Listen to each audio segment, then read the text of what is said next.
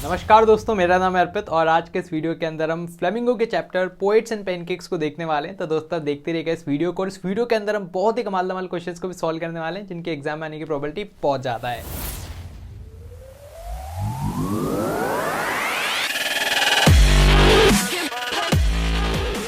तो आज के इस वीडियो के अंदर हम लेटेस्ट सीबीएसई के सिलेबस के हिसाब से इस चैप्टर को देखने वाले हैं और साथ ही हम important sample paper question, previous year questions, expected questions, MCQs, extra space questions, बहुत सारी चीज़ों को यहाँ पर देखने वाला है। साथ ही मैंने आपके लिए एक 1 पेज प्रिंटेबल नोट्स भी तैयार किए हैं जिनका लिंक आपको डिस्क्रिप्शन में मिल जाएगा और वहाँ से आप उनको डाउनलोड कर सकते हैं, एकदम फ्री है। और आपको इस लेक्चर की पीपीटी मिल जाएगी जहाँ से आप आराम से उसको ऑफलाइन भी पढ़ सकते हैं। तो आइए स्टार्ट करते हैं हमारे इस वीडियो को। तो आइए अब हम आगे बढ़ाते हैं अपनी ब्रह्मास्त्र सीरीज़ को और आज हम पढ़ने वाले हैं चैप्टर 6 जिसका नाम है पोएट एंड पेनकेक का। तो इस चैप्टर को लिखा गया है अशोक मित्रन के द्वारा और इन्हीं की एक किताब my years with the boss, इससे इस चैप्टर को निकाला गया है। ये जो एग्जर्ट है इसके अंदर जेमिनी स्टूडियो के बारे में बताया गया और बताया गया कि वो कौन कौन से एलिमेंट्स हैं जो कि मदद करते हैं जेमिनी स्टूडियो को चलाने में और हमेशा के लिए स्पॉटलाइट में रखने के लिए। देन यहाँ पर एक मेकअप ब्रांड पेनकेक का भी जिक्र किया जाता है जिससे जितने भी जेमिनी स्टूडियो के अंदर लोग थे उनका मेकअप किया जाता था।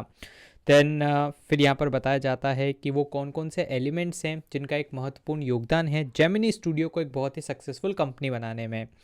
बढ़ते हैं हम आगे और कंप्लीट चैप्टर के समरी देखते हैं। तो इस चैप्टर के अंदर अशोक मित्रन बताते हैं कि जेमिनी स्टूडियो क्यों स्पॉटलाइट में रहता है और बताया जाता है एक फेमस पेनकेक जो कि मेकअप ब्रांड है उसके बारे में जिसको ट्रक भर भर के ऑर्डर किया जाता था।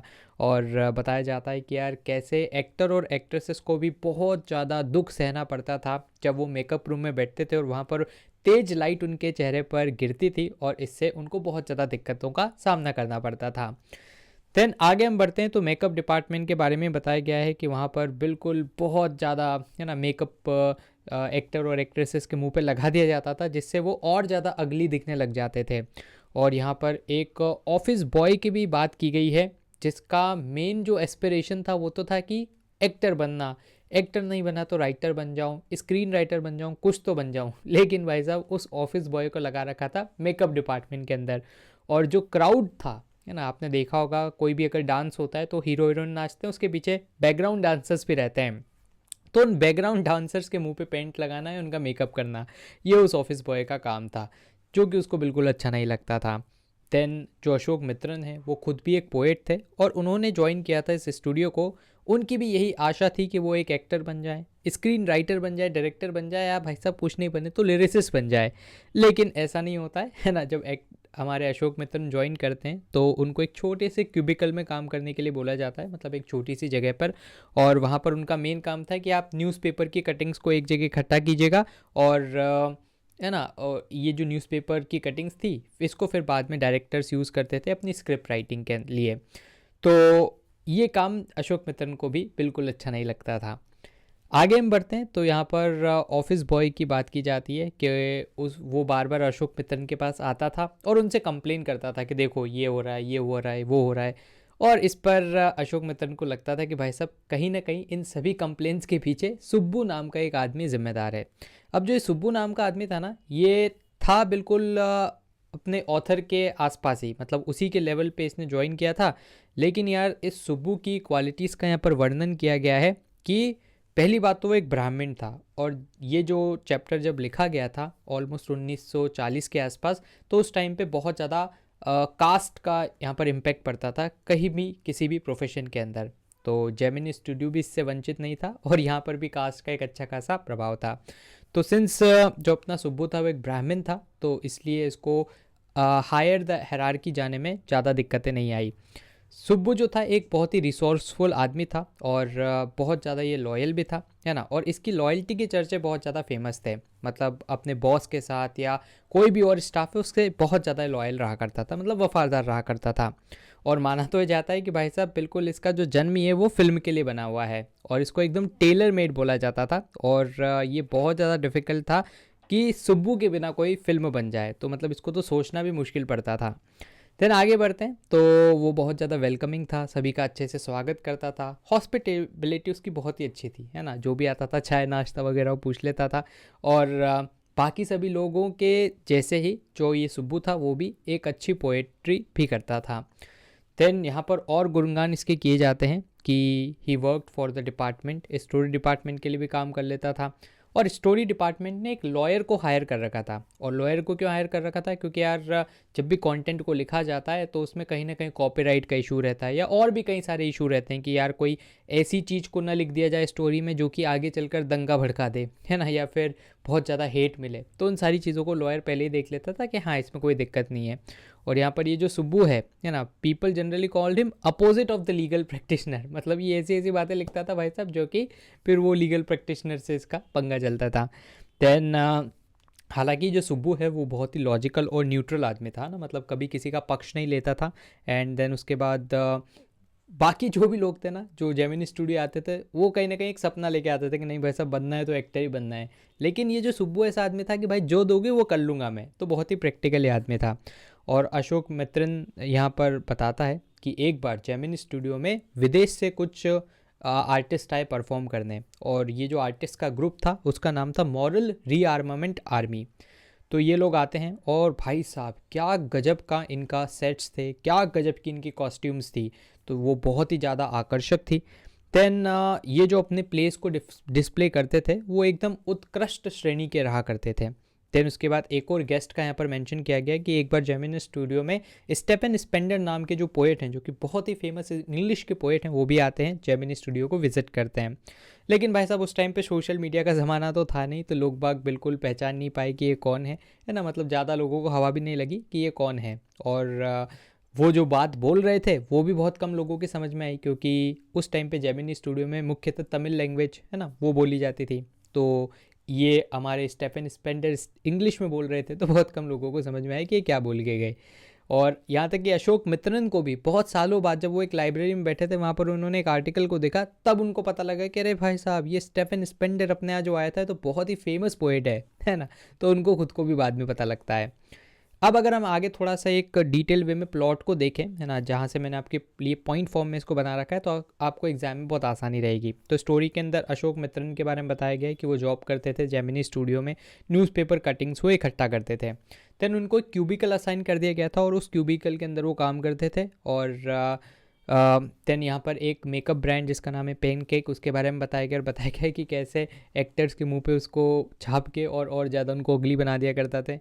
देन यहाँ पर एक और बहुत ही स्ट्राइकिंग फीचर बताया गया है कि जेमिनी स्टूडियो के अंदर हायरार्की थी। हायरार्की का मतलब क्या होता है? लो लेवल से अपर लेवल, मतलब सब लोग एक जैसे नहीं थे, अलग अलग लेवल थे, और उसका यहाँ पर जिक्र किया गया है। फिर यहाँ पर जिक्र किया गया है उस ऑफिस बॉय का जो कि बहुत ही ड्रीमर था, बनना चाहता था एक्टर, लेकिन उसको बहुत ही डिफरेंट जॉब दे रखी थी ना, वो मेकअप कर रहा था क्राउड का। फिर कोट्टमंगलम सुब्बू, तो जिस सुब्बू का हमने आगे देखा था तो वो क्या था, उसका पूरा नाम है कोट्टमंगलम सुब्बू है ना। और ये जो सुब्बू भाई हैं, ये बहुत ही ज़्यादा इनका वर्णन यहाँ पर किया गया है कि यार इनके बिना तो फिल्म ही पॉसिबल नहीं है। देन अगर हम देखें तो ये जो चैप्टर है ना, इसके अंदर जो जेमिनी स्टूडियो है, तो इस जेमिनी स्टूडियो में कम्युनिज्म का जो कंसेप्ट है वो बहुत ज़्यादा प्रचलित था, और सभी लोग कम्युनिज्म के आइडियोलॉजी को फॉलो करते थे और सपोर्ट करते थे।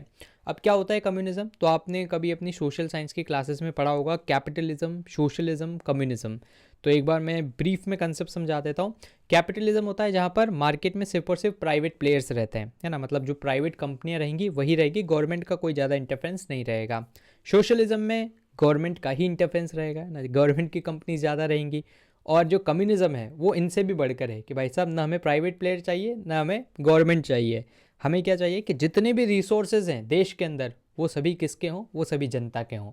मतलब इक्वल डिस्ट्रीब्यूशन ऑफ रिसोर्सेज में बिलीव किया जाता था। तो यहाँ पर जितने भी लोग थे लगभग उनको ये कम्युनिज्म का कंसेप्ट सही लगता था, है ना, लेकिन कुछ लोग थे जो इस कंसेप्ट को डिसलाइक भी करते थे। देन जब ये MRA आर्मी आती है बाहर से, तो ये अपने प्लेस के अनुसार क्या करती है, एंटी कम्युनिज्म थॉट को प्रोपोगेट करती है। और यहाँ तक कि जो स्टेफन स्पेंडर आते हैं वो भी डेमोक्रेसी, फ्रीडम, इन सभी की बात करते हैं। देन हमने देखा ही था कि अशोक मित्रन को खुद को बाद में पता लगता है कि भाई साहब ये स्टेफन स्पेंडर कौन है। देन थीम अगर हम देखें तो यहाँ पर बताया गया है कि फेवरेटिज्म और हायरार्की, ये दोनों जरूर से देखा जा सकता था जेमिनी स्टूडियो में। जैसे कोट्टमंगलम सुब्बू का आप एग्जाम्पल यहाँ पर से दे सकते हो। देन उसके बाद यहाँ पर बताया गया है कि डिफरेंट स्ट्रेटा ऑफ पीपल काम करते थे, है ना, मतलब ब्राह्मण, क्षत्रिय, वैश्य, शूद्र, हर एक तरीके के लोग काम करते थे। एक दूसरे को तो डिसलाइक करते थे लेकिन फिर भी लास्ट में एज ए टीम वो काम कर लेते थे। देन उसके बाद यहाँ पर बताया गया कम्युनिज्म प्रिवलेंट था और ये कंसेप्ट ऑफ जो कम्युनिज्म था वो बिल्कुल अच्छे से फैला हुआ था जेमिनी स्टूडियो में।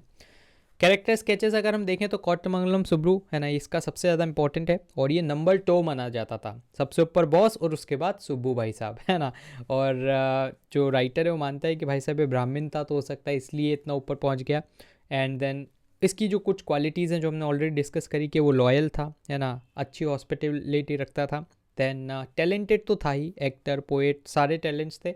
और इसके पास एक और जो बहुत ही कमाल का टैलेंट था कि ये अच्छा प्रॉब्लम सॉल्वर था, मतलब कोई भी इसके पास प्रॉब्लम लेके जाता तो वो इसका सोल्यूशन बताता, एक सोल्यूशन काम नहीं करता तो दूसरा बता देता, तो सब लोग इसको पसंद करते थे। देन लास्ट में इसके लिए एक लाइन लिखी गई है कि ये तो ऐसा लगता है कि टेलर मेड है फॉर फिल्म्स, मतलब भाई साहब फिल्म के लिए ही इसका जन्म हुआ है, अगर ये नहीं हो तो फिल्म कैसे बने क्या पता। देन इसके बाद अदर कैरेक्टर्स में एक ऑफिस बॉय है जो कि ड्रीमर है और वो चाहता है एक्टर बनना लेकिन नहीं बन पाता है। देन एक लॉयर के बारे में बात की गई है ना, जो कि फिल्मों के अंदर से देखता है कि कहीं कोई कॉपीराइट इशू तो नहीं है, कहीं कोई लफड़ा तो नहीं है। देन उसके बाद जो अपना सुब्बू था, है ना, वो जो सुब्बू था वो किसके अपोज में रहता था, हमेशा लॉयर के अपोज में रहता था। सेटिंग टाइटल देखें तो क्या ये पोएट एंड पैनकेक टाइटल सही है, तो बिल्कुल हम बोल सकते हैं सही है, क्योंकि इस चैप्टर के अंदर जितने भी जेमिनी स्टूडियो में लोग काम कर रहे हैं कहीं ना कहीं वो पोएट तो हैं, है ना, उनके पास वो पोएट्री वाला कीड़ा है। देन उसके बाद पैनकेक सिंस स्टूडियो की बात है और स्टूडियो में ट्रक भर भर के आता था मेकअप, और मेकअप कौन सी ब्रांड का था, पैनकेक ब्रांड का, तो इसलिए हम बोल सकते हैं कि भाई साहब एकदम कमाल का टाइटल चुना गया है इस चैप्टर के लिए। देन मैंने आपके लिए शॉर्ट नोट्स भी तैयार किए हैं, है ना, जो कि आपको डिस्क्रिप्शन में मिल जाएंगे, 1 पेज नोट्स हैं और इनको आप आराम से प्रिंट करवा सकते हैं ताकि आप लास्ट मोमेंट में जल्दी जल्दी रिवाइज कर सकें। बढ़ते हम आगे, कुछ एक्सपेक्टेड क्वेश्चंस देख लेते हैं। तो पहला प्रश्न है ना, जब भी प्रश्न को पढ़ो तो पहले आप जो उसका मेन प्रश्न है वो पढ़ना। जैसे यहाँ पर in the above lines poet and pancake the narrator is trying to say that the young actress was, तो यहाँ पर किसी एक्ट्रेस का जिक्र किया गया, तो वो जिक्र क्या है अब हम उसको पढ़ते हैं। तो girl from the countryside she has not या had not gone through all the stages of worldly experience, है ना, कोई नई एक्ट्रेस है और उसने अभी ज़्यादा एक्सपीरियंसेस देखे नहीं हैं। That generally precede a position of importance and sophistication that she had found herself catapulted into, तो यहाँ पर किसी नई लड़की के बारे में बताया गया कि भाई साहब अभी तो बहुत नई नई ये आई है और उसको पता नहीं है कि क्या क्या यहाँ पर हो रहा है।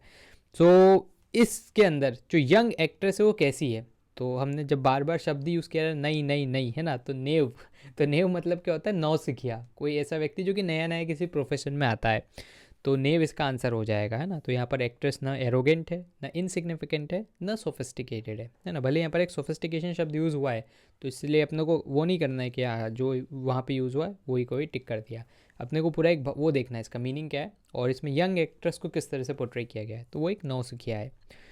देन नेक्स्ट है अपने पास the statement below from the poet and pancakes convey the information in what manner, तो यहाँ पर पढ़ना है अपने को makeup department first headed by Bengali, है ना, तो यहाँ पर एक तथ्य हमें दे रखा है, फैक्ट दे रखा है कि कौन हेड करता था मेकअप डिपार्टमेंट को, एक बंगाली व्यक्ति। Who became too big for a studio and left, ठीक है, तो वो भाई साहब स्टूडियो से भी बड़ा हो चुका था और उसने वहाँ से छोड़ दिया, तो फैक्ट हमें यहाँ पर दे रखा है, तो ऑप्शन है फैक्चुअल इसका आंसर हो जाएगा, है ना। सरकास्टिक का मतलब होता है व्यंग कसना, ह्यूमरस का मतलब होता है कहीं कुछ कॉमेडी की गई हो, और डेरोगेटरी का मतलब होता है अपमानजनक, है ना, तो यहाँ पर एक फैक्ट बता रखा है सीधा सीधा। अगला प्रश्न है कि what does the line below from poet and pancake suggest about the author's interaction with the colleagues, तो so anyone who felt I should be given some occupation would barge into my cubicle and deliver an extended lecture, है ना, किसी को भी लगता है कि भाई साहब कोई दिक्कत है मेरे क्यूबिकल में आओ और अपनी सारी फ्रस्ट्रेशन निकाल जाओ, तो ऑप्शन है कि he felt forced into a one way communication या कन्वर्सेशन विद देम, तो क्या होता था, लोग आते थे, अपनी बात बोली, उसकी बात सुनी भी नहीं और चले जाते थे, तो नरेटर को ऐसा लगता था कि यार मुझे फोर्स किया जा रहा है वन वे कम्युनिकेशन के लिए, भाई तुम आते हो, बोलते हो, निकल जाते हो अपनी फ्रस्ट्रेशन बोल के, तो ऑप्शन है इसका आंसर हो जाएगा। अगला प्रश्न है कि what is the author's argument regarding pros writing in the following line from poet and pancake का, तो क्या ऑथर का आर्ग्यूमेंट है रिगार्डिंग प्रोज राइटिंग का। सो प्रोज मतलब क्या होता है, गद्य, तो the great prose writers of the world may not admit it, but my conviction grows stronger day after day that prose writing is not and cannot be true pursuit of a genius. ठीक है, तो यहाँ पर यही बताया गया है कि भाई साहब ये जो प्रोज राइटिंग है, गद्य लेखन है, वो इतना भी आसान नहीं है, बहुत ज़्यादा मुश्किल है और बहुत एफर्ट इसमें लगता है. तो ऑप्शन सी इसका राइट आंसर हो जाएगा कि prose writing it takes a lot of hard work and conscious effort, है ना. तो आपको एफर्ट मारना पड़ेगा, वरना आप ऐसे लिख नहीं पाओगे इतनी आसानी से. अगला प्रश्न है, तो ये शॉर्ट आंसर क्वेश्चन है कि why do you think the story department had hired legal adviser. क्यों लीगल एडवाइज़र हायर किया गया था? तो हमने देखा ही था कि लीगल एडवाइज़र इसलिए हायर किया गया था ताकि वो चेक करता था स्क्रिप्ट्स को, मूवीज़ को, कि कहीं उसमें कोई ऐसा एलिमेंट तो नहीं है जिससे बाद में उनको ट्रबल हो जाए, है ना. फिर आप लिख भी सकते हो जैसे कहीं कोई कॉपीराइट का इशू तो नहीं है, कहीं कोई कॉन्ट्रोवर्शियल सीन तो नहीं है, तो उन सारी चीज़ों को पहले से ही लॉयर देख लेता था. अगला प्रश्न अपने पास यहाँ पर पूछा गया है कि why does narrator say that film making was very easy with a man like Subbu around. तो अपने को सुब्बू की क्वालिटीज़ लिखना है. तो भाई साहब सुब्बू बहुत ज़्यादा क्रिएटिव था, नए नए आइडियाज़ वो देता रहता था, प्रोड्यूसर भी उससे हैप्पी था. देन उसके बाद और भी बहुत सारी प्रॉब्लम्स जो आती थी उनका सोल्यूशन दे देता था, सोल्यूशन काम नहीं करता दूसरा सोल्यूशन दे देता था, लॉयल था. तो इन सारी क्वालिटीज़ के चलते हम बोल सकते हैं कि सुब्बू जैसा अगर आदमी हो तो फिल्म मेकिंग आसान हो जाती है. और फिर लास्ट में वो लाइन भी लिख सकते हो कि he was tailor made for the films. Sample paper में क्या प्रश्न पूछा गया था? तो बहुत ही अच्छा एक लॉन्ग आंसर क्वेश्चन था कि what does the story of Subbu success in the film industry reveal about the importance of loyalty, creativity and versatility. तो आपको बताना है कि जैसे सुब्बू सक्सेसफुल हुआ, नंबर 2 पे पहुंच गया एक नॉर्मल आदमी, तो उसके पीछे का राज बताया गया लॉयल्टी, क्रिएटिविटी, वर्सैटिलिटी. तो सबसे पहले तो आपको बताना होगा इसमें कि ये क्वालिटी इंपॉर्टेंट है. फिर आपको इनका एग्जाम्पल देना पड़ेगा कि क्यों सुब्बू को लॉयल कहा गया है. तो इसको लॉयल इसलिए कहा गया है क्योंकि जितने भी भाई साहब बॉस वगैरह कलीग्स होते थे उनसे बिल्कुल अच्छा व्यवहार वो करता था और बिल्कुल वफादार था वो उनका. देन उसके बाद सेकेंड है वर्सेटाइल और क्रिएटिव. क्यों है? तो वर्सेटाइल क्रिएटिव है बिकॉज भाई साहब नए नए आइडिया देता था और जिस रोल में आप उसको ढालोगे उसमें ढल जाएगा. स्टोरी राइटिंग करवानी कर लेगा, एक्टिंग करवानी कर लेगा, पोएम राइटिंग करवानी है कर लेगा, और कोई मैनेजमेंट करना है कर लेगा. तो वर्सेटाइल है ना. वर्सेटाइल मतलब एक व्यक्ति जब बहुत सारे काम कर ले. क्रिएटिव, नए नए आइडियाज़ देने वाला. तो इन सारे कारणों से हम बोल सकते हैं कि ये जो चीज़ें बहुत ज़्यादा इंपॉर्टेंट है अगर आपको सक्सेसफुल होना है, और ये काम करके भी दिखाया है किसने? सुब्बू ने. देन अगला प्रश्न है, प्रीवियस ईयर क्वेश्चन में देख लेते हैं. यहाँ पर पूछा गया कि भाई ये ऑफिस बॉय कौन था जेमिनी स्टूडियो में, इसने ज्वाइन क्यों किया था और फिर वो डिसअपॉइंट क्यों हो गया था. तो ये ऑफिस बॉय पहली बात तो मेकअप डिपार्टमेंट में अभी काम कर रहा था, और इसका काम क्या था, जो एक्टर्स आते थे क्राउड वाले, तो उनका मेकअप करना, उन पे पेंट वेंट पोतना, है ना. देन सेकेंड है उसने ज्वाइन क्यों किया, तो ज्वाइन तो इसलिए किया था ताकि वो चाहता था सबसे पहले एक्टर बन जाए. एक्टर नहीं बने तो कोई दिक्कत नहीं भाई साहब, स्क्रिप्ट या स्क्रीन राइटर बन जाए, डायरेक्टर बन जाए, लिरिसिस्ट बन जाए. लेकिन भाई साहब इनमें से कुछ नहीं बना था, इसलिए वो डिसअपॉइंट होता है क्योंकि at the end of the day उसको क्या करना पड़ रहा था, मेकअप डिपार्टमेंट में एक छोटा सा रोल करना पड़ रहा था. तो इसलिए वो बहुत ज़्यादा डिसअपॉइंटेड था. तो ये है इस चैप्टर में. Thank you. तो फिलहाल के लिए इस वीडियो में इतना ही. मुझे उम्मीद है कि आपको ये वीडियो पसंद आया होगा. अगर आपके कोई भी डाउट्स हो, सवाल या सुझाव हो तो उसको आप जरूर से कमेंट बॉक्स में लिख दीजिएगा. दोस्तों हमारे चैनल को भी सब्सक्राइब कर लीजिएगा क्योंकि इससे हमें और भी ज़्यादा मोटिवेशन मिलता है आपके लिए वीडियोज़ बनाने के लिए. सब्सक्राइब बटन के पास बने एक बेल आइकन को आप जरूर से दबा दीजिएगा ताकि हमारे चैनल की लेटेस्ट नोटिफिकेशन आपसे मिस ना हो. तो दोस्तों धन्यवाद. जय हिंद, जय भारत.